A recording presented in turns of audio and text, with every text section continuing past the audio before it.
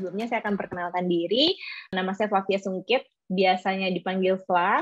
Saya lulusan dari Universitas Gadjah Mada, saya ngambil Master of Psychology, kemudian saya ngambil beberapa Certified Coach juga, dan Business Program, dan dulunya saya pernah di sebuah BUMN, Krakatau Steel, mungkin kalau adik-adik di sini ada yang berasal dari Cilegon, tahu, dari Krakatau Steel, kemudian saya sempat jadi talent assessor di beberapa BUMN juga, kemudian dari BUMN, saya pindah ke perusahaan swasta gitu, di Nutrifood. Jadi saya background-nya itu psikologi dan di bidang human resources ya. Kalau misalnya di adik-adik di sini ada dari fakultas psikologi gitu. Tapi saya juga sempat jam nih adik-adik ke marketing gitu. Nah, nanti kita juga mungkin akan bahas gitu ya. Bagaimana sih mungkin kalau kita ketika switching karir dan sebagainya gitu. Dan kemudian setelah itu saya resign, saya pindah ke Semarang, mengikut suami, sempat jadi freelance. Jadi dari karyawan, kemudian sempat jadi freelance, kemudian akhirnya build digital platform yaitu Ikigai Consulting, dan sekarang berarti statusnya jadi entrepreneur gitu ya. Jadi pernah jadi karyawan, kemudian pernah jadi freelance, dan saat ini jadi entrepreneur, dan saat ini saya juga menjadi leadership coach di Tokopedia gitu.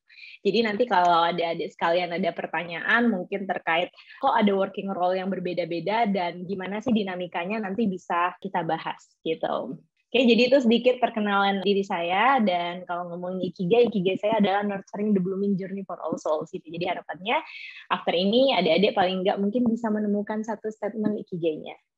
Oke, nah dan terkhususnya tema hari ini kita akan bahas soal discovering your purpose and your dream job gitu dari perspektif Ikigai. Dan mungkin sebelum mulai, saya pengen mulai dengan sebuah statement nih. Apa sih makna keberhasilan bagi mereka? Mereka ini siapa aja? Nah, kalau menurut adik-adik sekalian, apa sih makna keberhasilan bagi mereka? Bagi si William Tanu, bagi si Dr. Reisa, ataupun bagi si Indra Kents. Ini kan 3 orang berbeda-beda ya. Adik-adik mungkin bisa kepoin Instagramnya atau sosial media mereka, buat tahu kira-kira apa sih yang sering dipost sama mereka. Masing-masing dari adik-adik sekalian punya persepsi dan mungkin punya opini yang berbeda-beda tentang ketiga orang ini. Kalau kita lihat William Tanu, bagaimana dia bisa mengejar karirnya gitu ya, bagaimana dia bisa sekarang menduduki posisi yang sangat-sangat baik dengan segala progres yang dia punya gitu. Kemudian yang kedua, kalau kita Dr. Reisa, dia seorang dokter, tapi kalau kita lihat Instagramnya, dia juga adalah seorang ibu gitu ya. Dia sangat sering ngepost anaknya gitu. Dan yang ketiga Indra Kents, kita lihat bagaimana dia berfokus sama penghasilan gitu ya, apa yang bisa dihasilkan atau finansial. Nah, ini saya pengen menjelaskan ke adik-adik sekalian, mungkin udah sering dengar nih soal Ikigai. Nah, Ikigai itu adalah alasan dari keberadaan kita gitu. Dan Ikigai itu bukan hanya tentang pekerjaan ya adik-adik gitu. Jadi ketika kita mengenal sebuah filosofi, ada baiknya kita juga tahu historinya seperti apa. Jadi Ikigai itu dimulai dari sebuah penelitian oleh seorang psikiater di Jepang, namanya adalah Mieko Kamiya. Jadi dia melihat ada perbedaan 2 kelompok. Kalau kita lihat di satu sisi, orang Jepang itu kan harapan hidupnya tinggi ya, bahkan data terakhir itu bisa hingga 90-an tahun, sedangkan orang Indonesia tuh di angka 80 atau 70-an something gitu. Di satu sisi, kita lihat juga bahwa tingkat bunuh dirinya tinggi ya adik-adik, terutama di kota-kota besar seperti Tokyo dan Osaka. Dan ketika beliau melakukan hasil penelitian, ternyata ada perbedaannya nih. Ketika kita punya purpose, ketika kita punya tujuan, kita punya a reason for being, itu membuat kita merasa lebih bahagia dan terpenuhi. Kemudian kita juga stabil secara manajemen pikiran dan emosi, dan kita punya yang namanya motivasi internal gitu. Dan ini memang perlu dipupuk sedini mungkin gitu. Saya bayangin mungkin ketika saya di usia adik-adik, saya belum tahu tentang filosofi ini. Ya udah, pokoknya saya asal lulus, terus kerja, pokoknya asal dapat duit dan sebagainya, tidak punya purpose, dan akhirnya kayak ada di satu sisi kehilangan arah gitu. Dan ini dari hasil risetnya, nggak perlu dihafal, secara fisik atau studies about Ikigai. Jadi Ikigai itu bukan hanya filosofi kebudayaan adik-adik, tapi juga memang ada hasil risetnya. Yang pertama, ketika kita punya Ikigai, itu akan mengaktifkan bagian otak yang namanya frontal lobe. Frontal lobe adalah bagian otak yang bertugas untuk problem solving gitu. Jadi kemampuan problem solving kita lebih baik. Kenapa? Karena secara logika ketika kita tahu tujuan kita, ketika kita tahu kita menuju kemana, itu akan membantu kita untuk bisa mengambil keputusan secara lebih baik dan akhirnya berdampak ke kemampuan problem solving kita. Kemudian yang kedua juga menstimulasi 4 hormon bahagia, yaitu serotonin, dopamin, oksitosin, dan endorfin. gitu. Dan yang terakhir adalah tingkat resiko penyakit kardiovaskular itu lebih rendah, jantung, darah tinggi, dan stroke. Tapi memang tidak ditemukan pada penyakit kanker. Gitu. Jadi ada baiknya ketika kita mengenal sebuah filosofi, kita tahu nih risetnya, dan inilah riset-riset tentang Ikigai. Nah, dan sekarang biar nggak dengerin saya aja, mungkin adik-adik bisa ambil handphonenya, bisa scan QR code-nya untuk melihat what is your Ikigai, gitu. Jadi adik-adik bisa scan QR code, nanti akan ada pertanyaan di sana untuk mengenal area-area Ikigai yang mungkin kita miliki. Karena tadi kan di awal, di slide pertama, saya udah jelasin tuh, kalau Ikigai itu nggak hanya terkait pekerjaan, tapi bisa semua aspek kehidupan, gitu. Dan aspek kehidupan tuh ada banyak ya, ada sisi spiritual kita, ada family, keluarga kita, ada health, kesehatan fisik, ada karir, ada fun atau hobi pribadi, ada relationship, hubungan kita dengan teman-teman kita, atau nanti ketika bekerja dengan colleagues kita, rekan kerja, romance dengan pasangan, dan finance, keuangan, gitu. Dan kalau tadi kita lihat di slide awal, tentunya 3 orang tadi punya Ikigai yang berbeda-beda, gitu. Kita bisa lihat bagaimana orang kalau punya sebuah purpose, pasti dia akan mengarahkan perilakunya itu ke sana.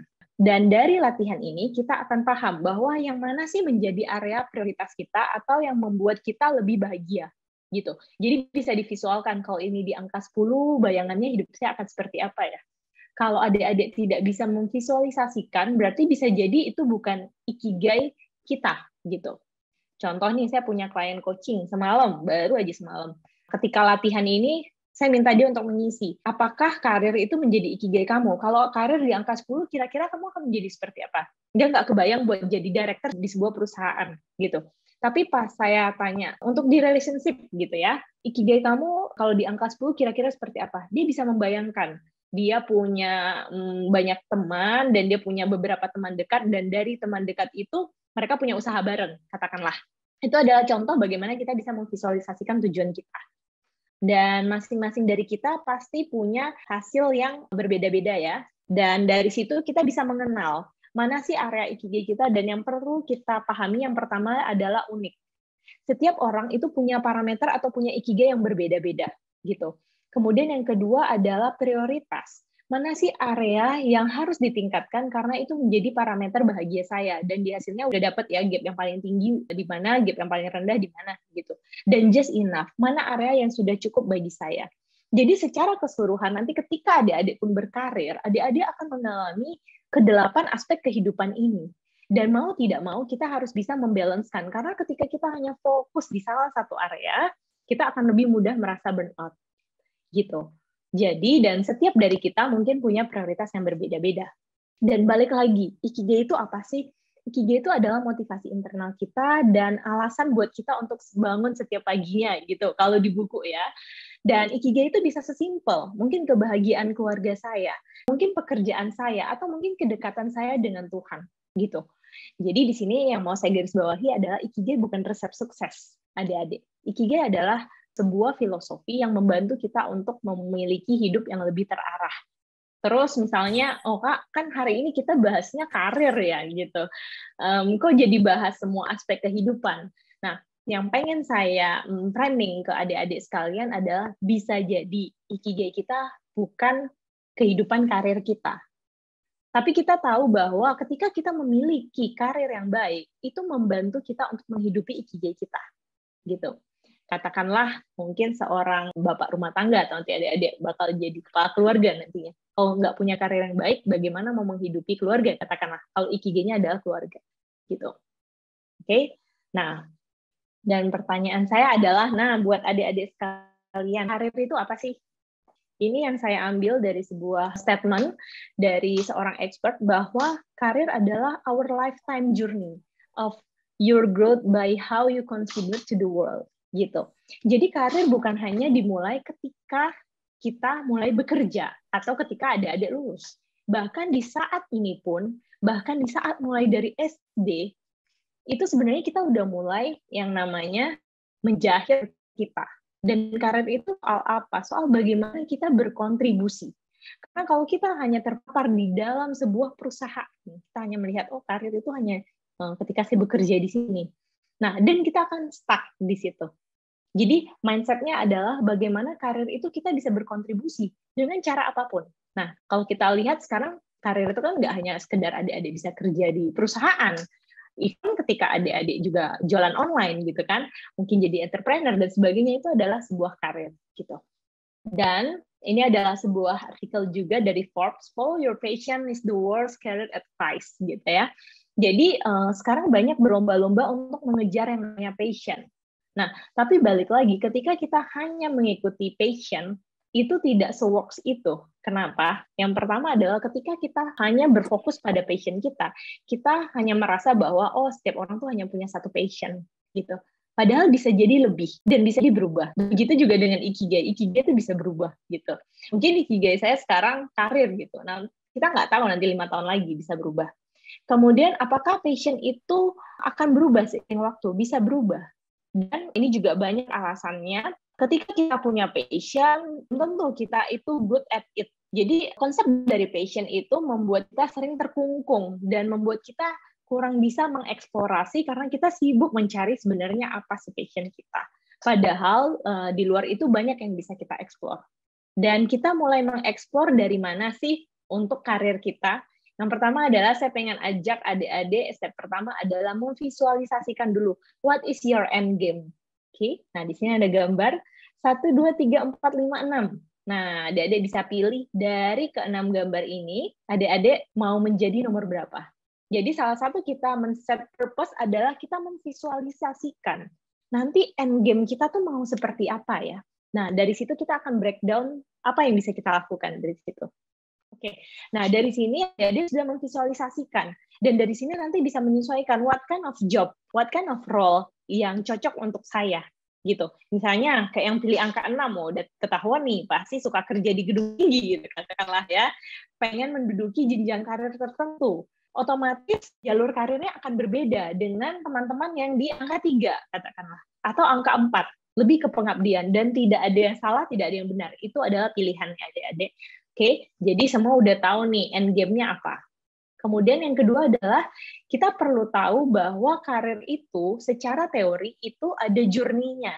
Jadi nggak bisa kita semata-mata langsung tiba-tiba di angka 6 gitu atau di angka 3. Jadi karir itu sebenarnya ada dinamikanya. Oke. Yang pertama adalah masuk tahap exploration, dan mungkin ini adik-adik kebanyakan masih di tahap ini, and it's okay. Jadi kita masih bertanya-tanya, masih mengeksplorasi sebenarnya saya tuh cocok di mana ya? Dengan jurusan saya ini saya bisa bekerja di mana ya? And it's okay. Jadi di tahap exploration. Nah, yang kedua, setelah adik-adik masuk ke tahap exploration akan menuju ke tahap establishment namanya. Kadang udah mulai bosen nih, pengen cari tempat kerja baru atau buka bisnis aja ya, atau apa ya yang bisa saya lakukan gitu. Dan ini wajar. Nanti ini akan dinamika yang kita alami. Dan ketika ada mengalami ini, nggak perlu ngerasa, oh, maybe there's something wrong with me. Enggak. Gitu. Jadi ini dinamika yang wajar. Kemudian nanti akan masuk ke tahap maintenance. Udah lebih stabil nih. Udah pengen belajar hal yang di luar spesialisasi kita. Dan kemudian masuk ke tahap advancement. Biasanya udah jadi mentor atau coach buat orang lain dan akan masuk ke tahap withdrawal atau pensiun. Gitu. Nah, yang jadi membuat orang lebih mudah merasa burnout atau tidak punya karir plan yang baik adalah ketika berlama-lama di sebuah stages. Dalam artian di exploration tuh terlalu lama. Kita menghabiskan waktu 10 tahun di situ. Gitu. Dan ketika seiring waktu kita berjalan, kita udah harus withdrawal, padahal kita belum ke stage yang lain nih adik-adik. Nah, itu yang membuat akhirnya kehidupan karir kita tidak berjalan dengan lancar. Jadi, walaupun kita tahu bahwa setiap proses orang berbeda-beda, kita harus set untuk ke diri sendiri, gitu, at least. Saya mau berapa lama di masa exploration? Biasanya ya paling enggak di usia 27 sampai 30 gitu ya, misalnya. Pokoknya di usia 30 saya udah harus establish deh, dan sebagainya. Gitu. Jadi itu menjadi parameter kita. Oke, dan rata-rata mungkin masih di tahap exploration ya adik-adik semua ya. Oke, nah itu adalah dinamikanya. Nah, dan yang ini adalah istilahnya sebenarnya adalah job crafting ya, atau sebenarnya Ikigai for meaningful work. Jadi Ikigai sendiri sebenarnya filosofinya tadi adalah a reason for being. Dan itu bisa banyak aspek kehidupan, dan ini adalah sebenarnya konsep turunannya gitu. Konsep turunannya yang tadi saya lihat ada yang jawab lebih ke what I love to do, what I'm good at, what I need for the market, and what the world needs gitu. Kalau saya tidak suka pakai. Jadi banyak versi ya adik-adik. Jadi ada versi yang what you can get paid for. Tapi kalau saya lebih suka menggunakan what I need for the market. Nanti saya akan jelaskan kenapa. Gitu. Nah, ini adalah proses gimana kita tadi adik-adik udah tahu end game-nya seperti apa nih. Di akhirnya saya seperti apa dan prosesnya seperti apa. Yang pertama adalah kita harus memahami dulu apa sih sebenarnya area minat kita atau apa yang kita suka dan apakah skill kita bisa fit di sana. Kemudian yang selanjutnya apakah market membutuhkan gitu. Bukan apakah saya bisa dibayar. Jadi kita harus memahami dulu, market tuh butuh nggak sih skill kita, market tuh butuh nggak sih passion kita, baru itu bisa jadi profession, gitu. Dan yang terakhir, what the world needs. Apakah itu berkontribusi untuk dunia? Kenapa? Karena kalau kita tidak bisa melihat apakah itu berkontribusi untuk masyarakat, dan apa yang kita kerjakan menjadi tidak sustain, dan lama-lama akan termakan teknologi. Mungkin adik-adik tahu banyak pekerjaan yang dulunya bisa, sekarang udah tergantikan sama teknologi, gitu. Jadi kita harus bisa melihat keempat elemen ini supaya ibaratnya karir kita bisa lebih sustain. Mungkin ada yang pernah mengambil RISEC atau interest gitu. Ini kita akan melakukan short assessment lagi bagaimana kita mengenali area minat kita. Dan itu akan menentukan adik-adik untuk memilih kira-kira job mana yang sesuai gitu. Biasanya nggak jauh-jauh nih dari end game yang tadi gitu. Nah, yang pertama adalah saya seorang yang praktikal, tidak suka sesuatu yang abstrak. Kemudian yang kedua adalah saya suka mengobservasi dan menganalisa masalah, meneliti segala sesuatu itu menyenangkan. Yang ketiga, saya suka dengan hal-hal berbau seni, kreatif, dan mudah menemukan ide-ide baru, gitu ya. Kemudian yang keempat, suka bersosialisasi, suka membantu orang lain, gitu. Dan yang kelima, mudah mempengaruhi orang lain untuk mengikuti kemauan saya. Dan yang terakhir adalah tipikal yang detail dan sistematis, dan punya perencanaan yang jelas. Oke, yang pertama adalah realistik. Jadi kalau adik-adik menjawab nomor 1, itu berarti adik-adik suka pekerjaan yang praktikal, yang ke lapangan, gitu. Berarti jangan cari pekerjaan yang mengawang-awang, mungkin mengerjakan segala sesuatu yang abstrak bentuknya, gitu ya. Kemudian yang kedua, kebalikannya, thinkers, tipikal pemikir, suka mengerjakan hal-hal yang berbau analisa, gitu. Jadi malah bisa nih ngerjain segala sesuatu yang berbau abstrak dan strategis. Dan yang ketiga adalah pekerjaan yang punya sisi kreatifnya, gitu. Dan yang keempat adalah pekerjaan yang berkaitan dengan sosial, gitu ya, berkaitan dengan komunitas yang melibatkan banyak orang. Jadi kalau yang sosial jangan sampai kerjanya 8 jam di depan laptop gitu. Bisa stres gitu. Karena tipikalnya harus ketemu orang. Dan yang kelima, enterprising. Jago untuk menginfluence orang. Bisa jadi marketing mungkin, bisa jadi sales mungkin, karena jago mempengaruhi orang.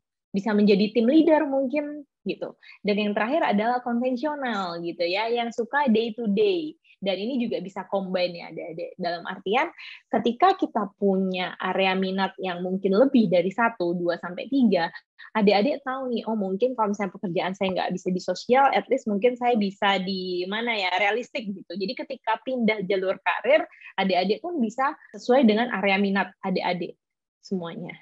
Oke, nah kemudian tadi udah tahu end game-nya seperti apa, kemudian udah tahu area minatnya seperti apa, dan ini namanya tesnya adalah RISEC. Sebenarnya ada tes yang lebih komplit, adik-adik. Ini kita hanya tes yang singkat aja ya, yang short survey.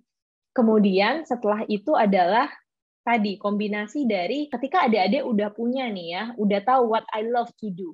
Nah, dari situ adik-adik bisa menggali kira-kira skill apa ya yang bisa saya terapkan gitu.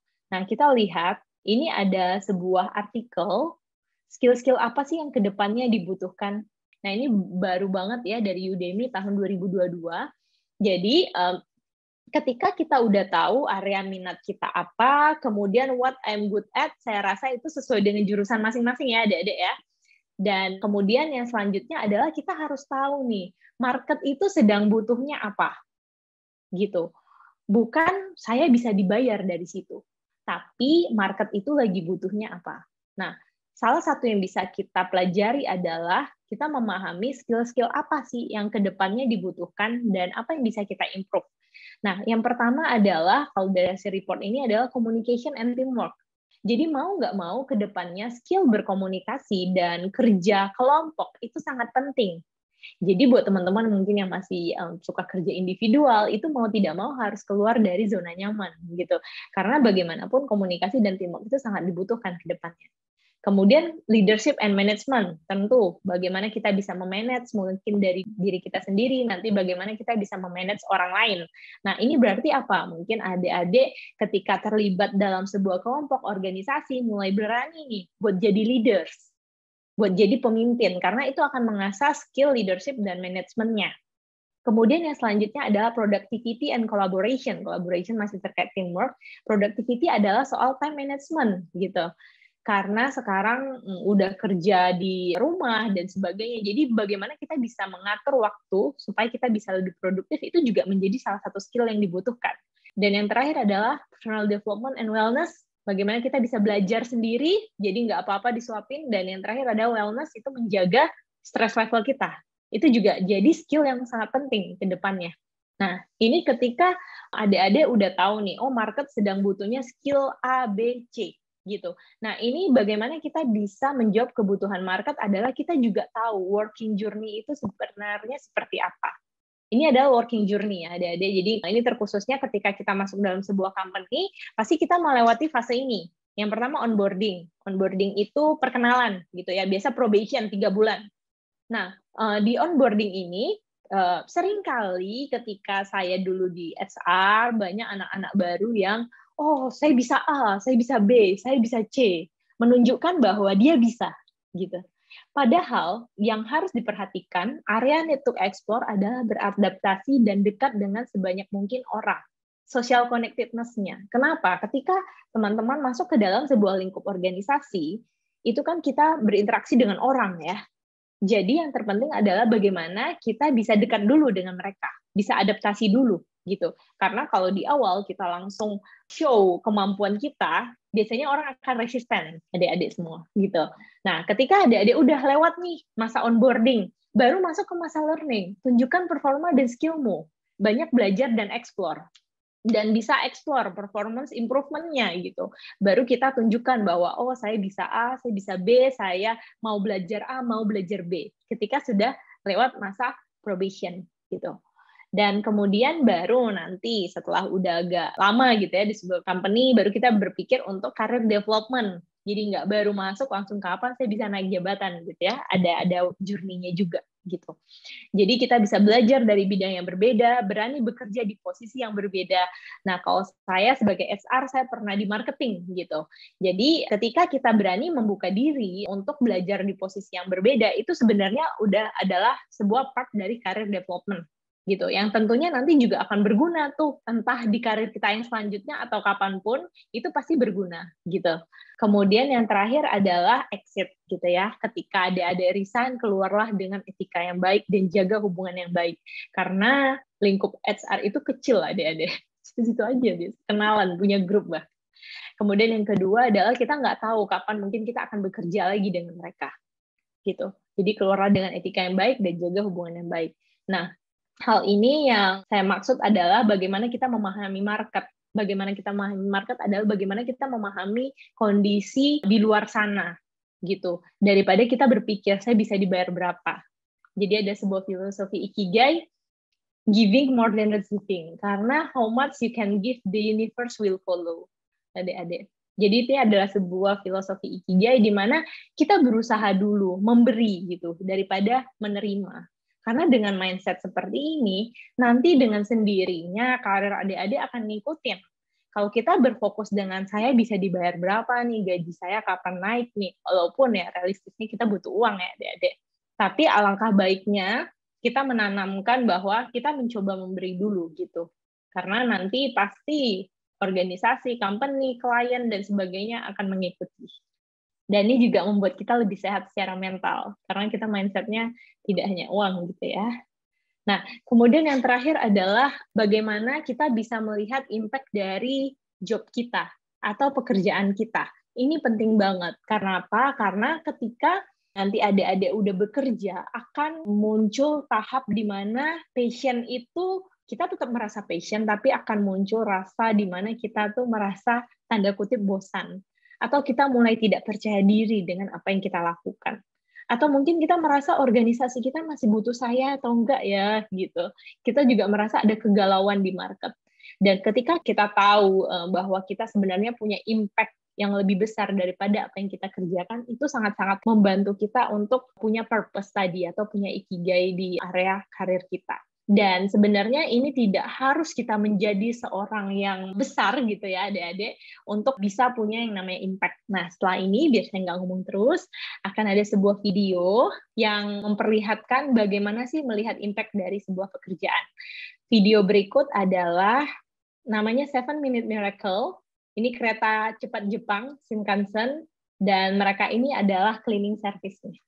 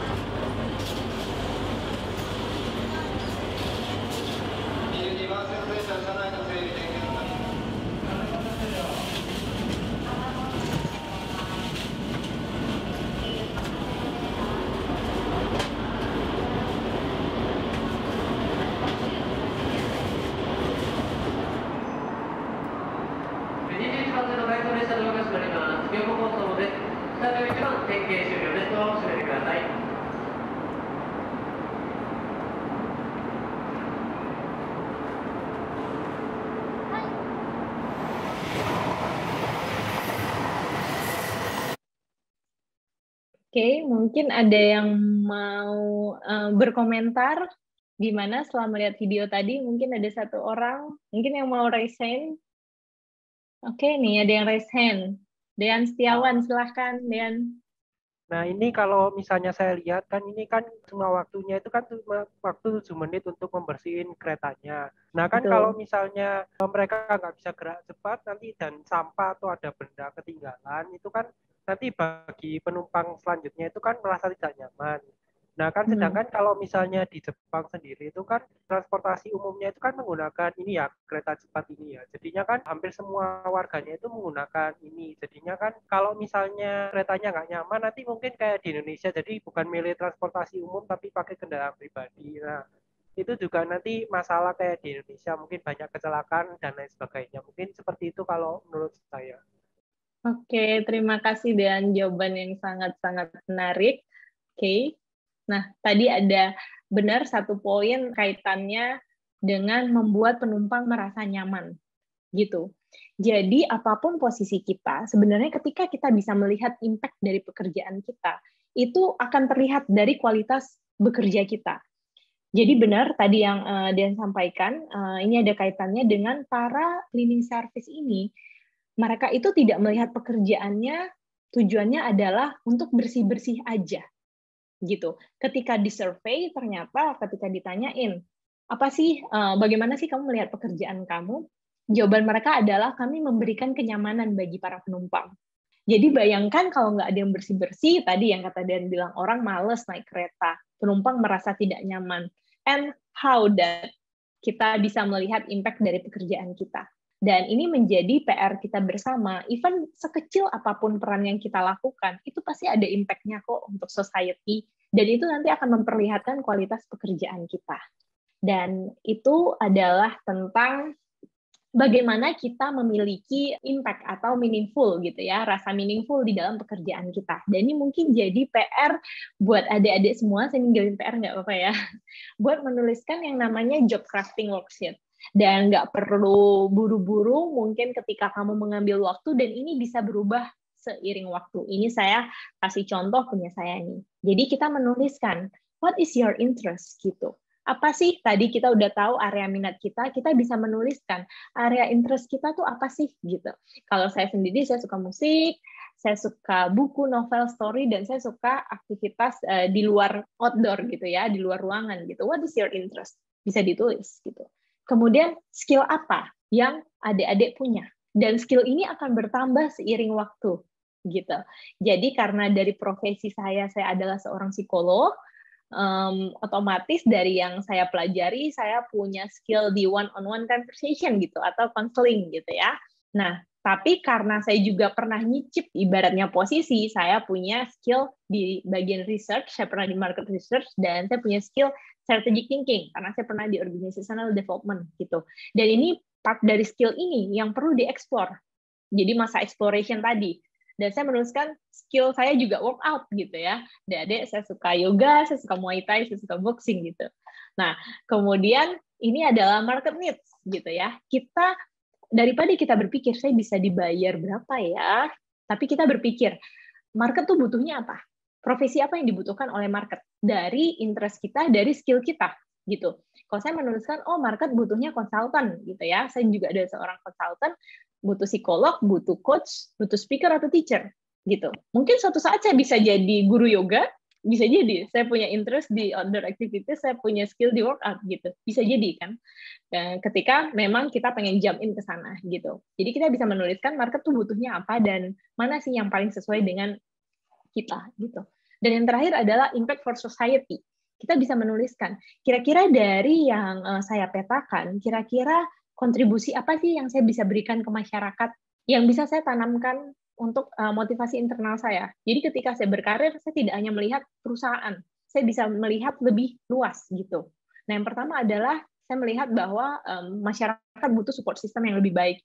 That's why saya bisa memberikan konseling mungkin, walaupun dulu saya bekerja. Jadi waktu saya bekerja di Jakarta di perusahaan, Sabtu Minggu itu saya kasih konseling adik-adik ke orang. Biasanya pro bono, bisa nggak dibayar gitu kan. Nah itu salah satu juga bagaimana saya mencoba untuk memaknai pekerjaan saya. Dan yang kedua adalah kompetensi untuk bekerja. Karena sebagai konsultan gitu, saya melihat bahwa orang-orang punya kebutuhan untuk meningkatkan kompetensinya untuk bekerja. Dan apakah ini harus align? Enggak juga, adik-adik. Enggak juga ini harus align dan menjadi ikigai kita. Contohnya, saya melihat bahwa society itu butuh kompetensi untuk bekerja. Saya bisa jadi konsultan di sana. Saya juga punya skill strategic thinking. Tapi sebenarnya itu juga tidak menjadi interest saya. Saya nggak punya interest di sana. Tapi kenapa saya tetap melakukan itu? Ya karena memang mungkin saya ada kebutuhan di situ dari sisi finance. Jadi sometimes mungkin ada pekerjaan yang memang harus kita lakukan.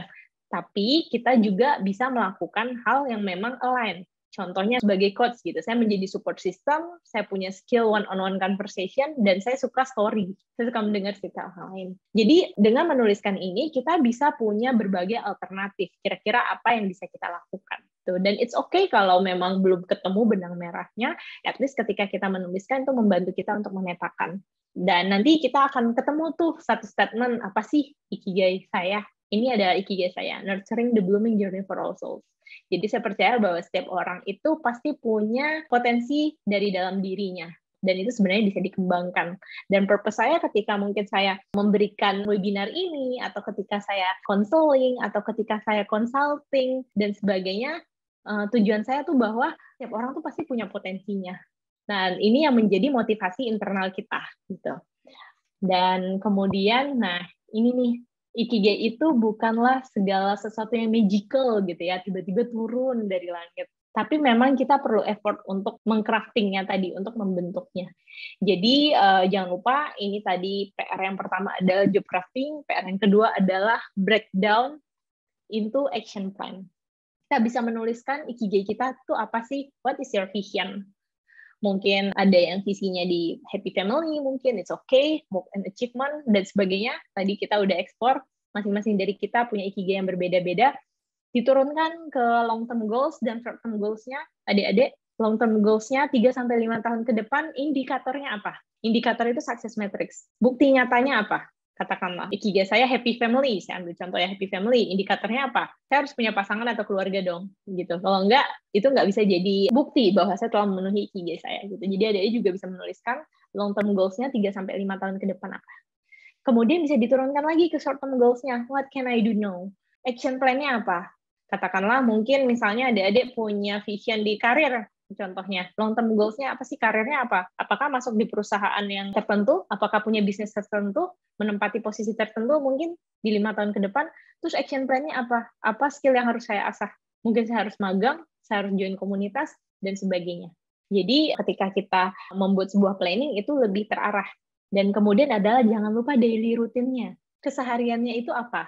Keseharian dalam artian rutinitas produktif dan sehat yang bisa kita bangun. Mulai dari sekarang. Journaling katakanlah, mungkin ada yang suka nulis gitu, workout, mungkin postingan sehat di sosial media, kemudian ikut kampus merdeka dan sebagainya, itu adalah action plan yang bisa dilakukan adik-adik untuk menuju ikigainya.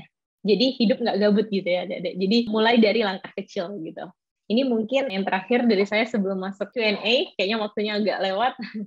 Even your career is less than ideal gitu ya. Sometimes karirnya kita itu pasti mungkin jauh dari kata-kata ideal. Tapi kalau kita coba melihat lebih dalam, pasti ada elemen yang kita enjoy.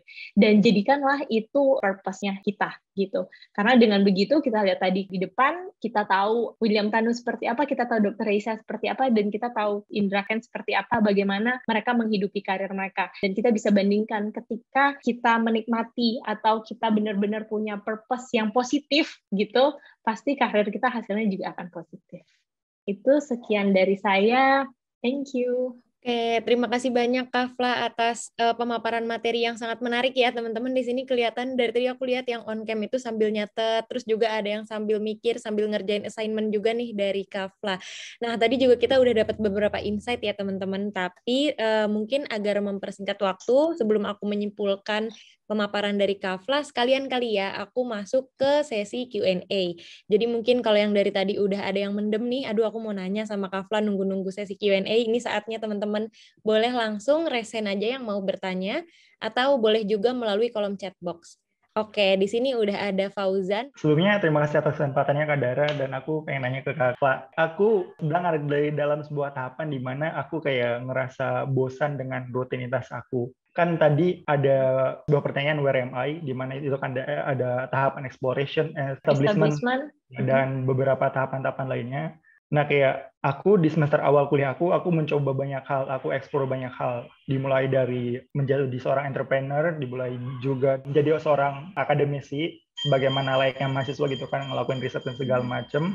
Aku juga melakukan kegiatan-kegiatan sosial, ikut beberapa pekerjaan-pekerjaan sukarela kayak gitu, dan aku sekarang ada di tahap dimana kok aku kayak ngerasa bosan ya dengan kegiatan aku sekarang. Padahal kalau dilihat-lihat aku punya banyak kegiatan juga. Misalkan contohnya ikut kampus merdeka, aku juga kadang ngisi materi seminar atau webinar juga. Tapi kayak di dalam diri aku kok aku nggak ngerasa semangat dulu ya, aku nggak ngerasa se-excited dulu ketika melakukan rutinitas aku ini. Nah, menurut Kak Fla sendiri, apakah aku mencoba masuk ke tahap selanjutnya, ke establishment itu sendiri, ataukah aku emang masih lost aja di tahap explore ini dan harus masih explore banyak hal kayak gitu? Mungkin itu aja sih, Kak. Terima kasih. Oke, Fauzan. Sebelum aku menjawab, aku bertanya balik. Ketika kamu mengeksplor segala yang sudah kamu coba, apakah kamu sudah menemukan paling enggak 1-2 hal yang memang kamu ada ketertarikan untuk menggali lebih dalam atau menjadi spesialis di situ? Iya, ada beberapa. Aku terutama di bidang business development ya, aku sangat mencoba memasuk ke bidang itu banget. Aku banyak belajar hal tentang market research, how to build a business, how to run a company dan segala macamnya. Cuma kayak aku masuk di dalam tahap, kok aku menjadi bosan ya untuk mempelajari hal itu semua gitu. Dan aku ikut My EduSoft ini, pathway-nya Career Ready Tracks, yang dimana emang mempersiapkan aku ini untuk menjadi seorang business development. Tapi aku maaf banget, aku kayak ngerasa kurang excited. Tapi di satu sisi aku menjalani ini semua kayak dengan sepenuh hati juga. Tapi gak ada gak ada rasa challenging-nya gitu loh. Entah kenapa gitu. Nah, apakah Fauzan sudah membuat indikatornya atau success matrix? Yap, mungkin misalnya, Di Gimana? di daily routine aku juga suka bikin success matrix-nya. Kayak misalkan untuk ikut kelas MyEdusoft, aku juga baca dulu materi apa yang harus aku pelajari dan aku success matrix-nya apakah aku paham terhadap materi itu. Dan aku juga kan journaling, dan emang mengharuskan journaling juga kan di website Kampus Merdeka. Aku 2 kali journaling di website, aku journaling di kehidupan sehari-hari, aku offline, aku journaling juga kayak gitu. Dan ya hal-hal kayak gitu sih di rutin kayak gitu. Nah, yang perlu di garis bawahi success metric adalah apa indikatornya. Misalnya, ketika kamu mendalami business development, gitu kan? Business development udah on the right track nih, tapi apa ujung yang mau kamu achieve? For example, apakah kamu akan establish at least one business dengan misalnya omset berapa, gitu? Aku udah run beberapa bisnis sebelumnya dari semester awal sampai sekarang. Dan sekarang juga lagi run bisnis, ya thanks God juga aku udah dapat klien dari bisnis aku yang sekarang, walaupun baru 1. Ya mungkin itu masih tahap explore ya, masih belum ke goals-nya. Masih tahap. Iya, aku goals-nya emang pengen run bisnis ini menjadi lebih besar lagi. Oke.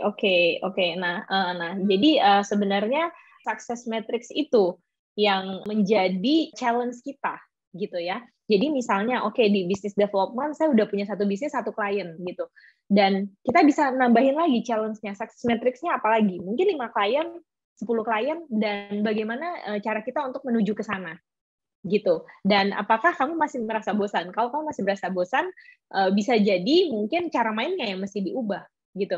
Kalau Google sendiri, kalau teman-teman tahu Google, mereka tuh mengimplementasikan karyawannya itu 80% kerja sesuai dengan rutinitas mereka, dan 20% mereka eksplor hal lain di luar dari comfort zone mereka. Katakanlah, ada nggak sih dari 20% waktu Fauzan memang diimplementasikan untuk hal-hal yang nggak pernah kamu lakukan sebelumnya? Gitu.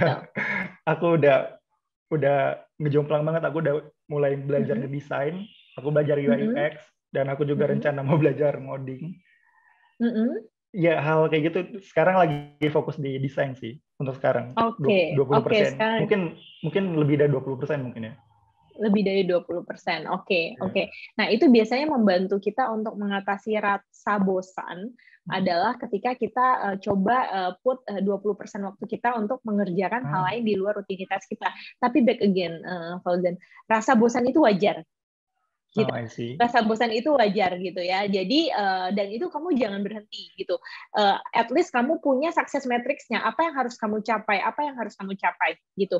Kecuali kamu karena pekerjaan kamu ngerasa nightmare, kamu mimpi buruk, kamu nggak bisa tidur bermalam-malam gitu kan.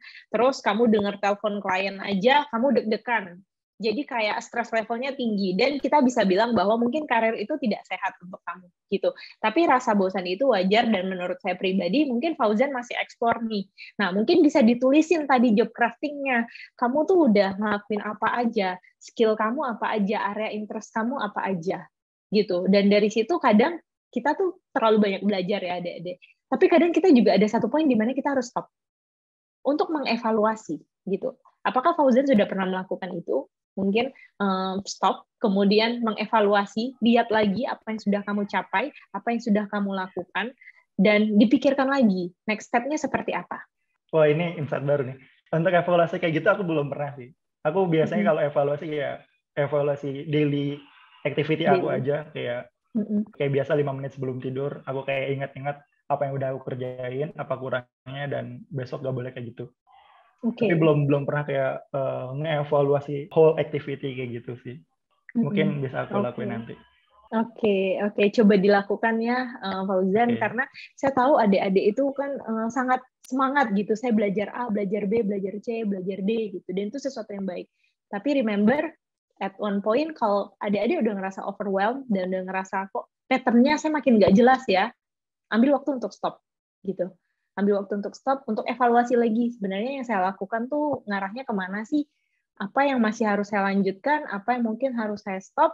Dan sebagainya. Dan kalau memang adik-adik butuh profesional, why not ke career counselor gitu. Sometimes itu juga bantu adik-adik untuk berpikir lagi karirnya kemana gitu. Karena saya juga sering sekali mengalami klien tuh mereka ngelakuin banyak hal, tapi ya itu kayak udah usia 35 baru ngerasa, tuh aku tuh sebenarnya ngapain sih gitu. Karena tadi lupa untuk stop gitu. Semoga cukup menjawab ya Fauzan. Semangat. Thank you ya. Dan sebelumnya aku pernah konseling ke career counselor juga 2 kali sebenarnya. Oh, oke. Jawaban mereka dua-duanya sama, dan sekarang aku dapat jawaban yang lebih membuka pandangan aku lagi dari Kafla. Thank you Kafla. Oke, sama-sama Fauzan.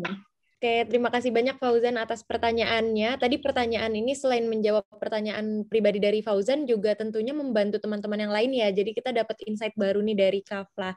Nah, itu tadi jawabannya. Jadi nggak ada salahnya untuk kita istirahat. Kalau misal merasa bosan, wajar ya berarti Kafla.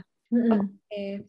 Nah, ini mungkin kita jawab beberapa pertanyaan. Yang selanjutnya ini akan aku bacakan dari kolom chat box. Ada dari Dwi, kelas video desain A. Izin bertanya, Kak, bagaimana mengatasi rasa tidak percaya diri dengan skill yang kita punya? Terima kasih. Oke. Bagaimana mengatasi rasa tidak percaya diri dengan skill yang kita punya? Pertanyaannya adalah, dengan skill yang kita punya, berapa banyak kontribusi yang sudah kita hasilkan? Jadi back again, Dwi dari video design ya, berarti hasilnya adalah saya bisa mencoba meraba-raba mungkin video misalnya gitu kan, membuat video. Berapa banyak video yang sudah kamu buat dan berapa banyak orang yang merasa terbantu dengan video tersebut? Gitu.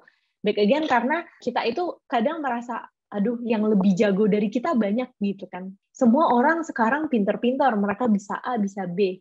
Tapi balik lagi, semua orang merasa seperti itu, dan kita tidak bisa membandingkan diri kita dengan orang lain, dalam artian kita melihat lagi standar orang itu kan berbeda-beda gitu ya, kayak tadi saya bilang ikigai orang berbeda-beda. Yang kedua, kita bisa melihat mungkin ada sebagian kecil orang yang merasa apa yang kita share itu sangat berguna buat mereka gitu, dan kita bisa fokus ke hal tersebut. Saya mungkin ambil contoh pribadi ya, Dede. Dulu saya juga sangat tidak percaya diri dengan skill konseling saya. Jadi pertama masuk, ya udahlah saya jadi seorang HR aja. Saya lulusan psikologi, saya masuk ke sebuah HR perusahaan. Saya sebenarnya suka konseling, tapi saya nggak percaya diri. Apakah saya tuh bisa ya bantu orang gitu? Dan mau tidak mau kita harus mencoba. Kalau kita nggak mencoba kan kita nggak tahu ya. Adik-adik, kalau kita nggak terjun, kita nggak tahu market tuh butuh kita apa enggak. Nah, yang pertama kita bisa lakukan adalah kita nawarin dulu orang yang butuh skill kita. Saya bisa konseling nih gitu. Kalau ada yang butuh info ya, gratis kok, nggak berbayar. Sekalian kita coba nih market kita seperti apa gitu. Nah, dari kita mencoba, oh ternyata waktu itu ada, saya mulai dari teman kenalan gitu. Mau konseling, terus dia say thank you gitu. Nah, itu menjadi motivasi internal karena kita melihat bahwa oh ternyata ada satu orang loh yang udah saya bantu, atau satu karya yang udah saya hasilkan loh, nanti akan nambah lagi satu, udah fokus sama itu, nambah satu gitu. Dan dari situ kita akan lebih percaya diri dengan skill kita dan menambah jam terbang kita, dan dari situ kita bisa menyesuaikan value kita.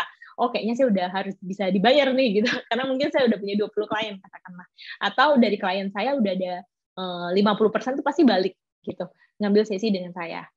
Itu sih. Kemudian yang kedua adalah semua orang yang expert ya adik-adik. Mereka juga mulai dari beginner kok. Nggak ada orang yang tiba-tiba langsung expert gitu. Nggak ada orang yang tiba-tiba langsung levelnya di angka 10 gitu. Pasti semua juga mulai dari 0 gitu. Jadi back again, soal skill adalah soal jam terbang.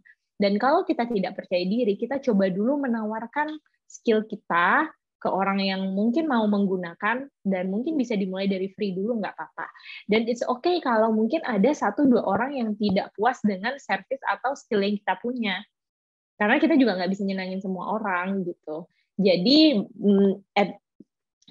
ketika kita deliver sebuah project atau pekerjaan kita dan ada yang tidak puas, menurut saya itu hal yang sangat wajar. Jangan sampai satu kegagalan kita membuat kita nggak mau melatih skill kita. Tapi kita juga harus memastikan problem solving kita dengan cara yang benar. Dalam artian, oh sorry ya, mungkin saya bisa kasih garansi nih, atau bisa saya perbaiki nggak hasilnya, dan sebagainya. Tetap closure-nya dengan cara yang baik. Gitu. Mungkin semoga cukup menjawab ya. Oke, semoga menjawab ya Dwi tadi yang bertanya. Mungkin ini juga ada hubungannya dengan slide yang tadi Kak Flash share ya. Jadi what people needs gitu. Mungkin bisa kita sesuaikan dengan skill yang kita kontribusikan gitu. Nah, mungkin teman-teman karena ini waktunya juga sudah menunjukkan pukul 14:04, ini aku bantu jawab 2 pertanyaan terakhir ya, Kafla izin membacakan. Untuk pertanyaan dari Vivi Ratna Yunita. Halo Kak Flavia, izin bertanya. Kak, aku baru mengeksplor mengenai sesuatu passion apa yang sekiranya cocok untuk saya. Saat ini saya semester akhir. Apakah saya termasuk telat dalam mengeksplor karena baru mengenai Ikigai akhir-akhir ini? Oh enggak, Vivi. Saya tuh baru tahu Ikigai waktu saya mau resign gitu.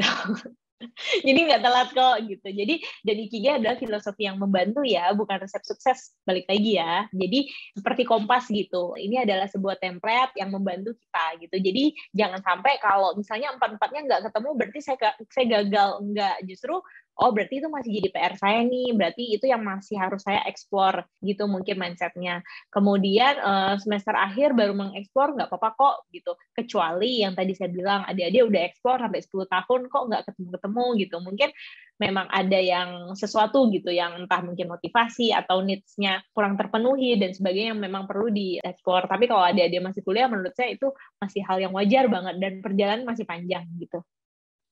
Oke, jadi ini ya Kak, dalam belajar itu nggak ada kata terlambat gitu ya? Nggak ada, betul. Nah, ini aku izin membacakan pertanyaan terakhir dari Fazafi Izul.